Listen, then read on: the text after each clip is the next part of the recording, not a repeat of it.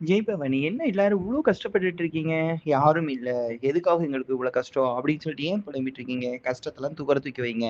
அம்மா என் மனதை நேராயாக்க, அன்பாய் உன்னை அடையும் வழியைக் காட்டு, தனியே தவிக்கிறேன், தத்தளித்து நடக்கிறேன், கனியே வந்து எனக்கு கை கொடுத்தலாகாதா? கதியே என்றோடி உன்னிடத்தில் வந்து விட்டேன், மதியே என்மதிக்கு ஒளிர்ந்தலாகாதா?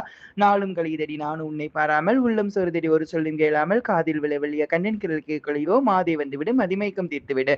இப்படிங்கிற ஒரு மந்திரத்த மனசுல சொல்லிட்டே இருக்கும்போது, நமக்கு எதுக்குங்க கஷ்டம் வரப்போகுது? நான் உங்க வீட்டுக்குள்ள வந்து நிக்கிறேன். நீங்க என்னன்னா அழுதுட்டு இருக்கீங்க. தேவையில்லாம சிந்திச்சுட்டு இருக்கீங்க. பிள்ளைகள் சரியில்ல, புருஷன் சரியில்ல, வீட்ல வந்து எத எடுத்தாலும் கஷ்டமா இருக்கு. வார கடைக்காரன் வந்துட்டு வீட்டு வாசல்ல வந்து நிக்கிறானே, கடன் குடுத்தவங்க அசிங்கமா பேசுறாங்களே, எங்க காரியங்களுக்கு போனாலும் நடக்க மாட்டேங்குதே, அம்மாவும் சீக்கிரம் நமக்கு எதுவும் காரியங்கள் முடிச்சு தர மாட்டேங்காங்களே, நமக்கு படுத்தா உறக்கம் வர மாட்டேங்குதே, கை கால் வலி இருக்குதே, சொந்த பந்தங்கள் நம்மள மதிக்க மாட்டேங்குதே, இந்த உலகத்துல நம்ம எப்படி வாழப் போறோம்? நமக்கு அன்பு காட்டுறது யாரு? நம்ம யாருக்கிட்ட அன்பு காட்டுறோமோ அவங்க நம்மள புரிஞ்சுக்கிட மாட்டேங்கிறாங்களே, இந்த சமூகமும், இந்த சமுதாயம் நமக்கு என்ன ஒரு முடிவு குடுக்க போகுது? நம்ம இவ்வளவு தெய்வத்த கும்பிட்டு நம்ம என்ன பலன் கண்டோம்?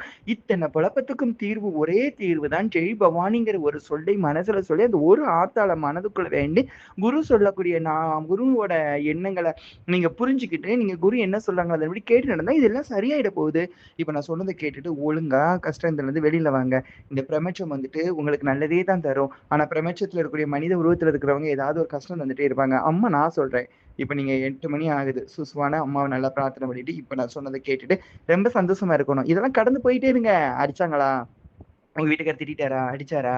சரி ஒண்ணும் இதுங்க. விடுங்க பார்த்துக்கலாம். அவனால முடியல. அதனால அவன் அடிச்சிருக்கிறான். ஆனா நமக்கு முடியும். சாதிக்க முடியும். சாதிக்கணும். நீங்க வாழணும். உங்க கூட நான் இருக்கிறேன். இருந்துட்டு இருப்பேன். என்னோட ஆசீர்வாதம் உங்களுக்கு இருக்கும். ஜெய் பவானி வாழ்த்துக்கள். உங்க எல்லாருக்காகவும் இப்ப அம்மா ஒரு 1/2 மணி நேரம் தியானம் பண்ண போறேன். ஜெய் பவானி.